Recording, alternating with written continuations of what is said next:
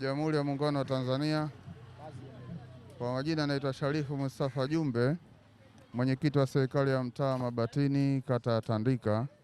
Leo hii ni siku ya usafi katika mtaa wetu wa Mabatini, kata ya Tandika.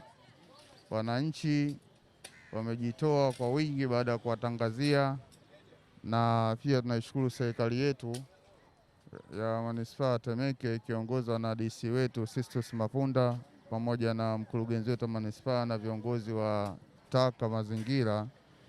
Wote tunao hapa katika mtaa wetu huu, tunafanya usafi.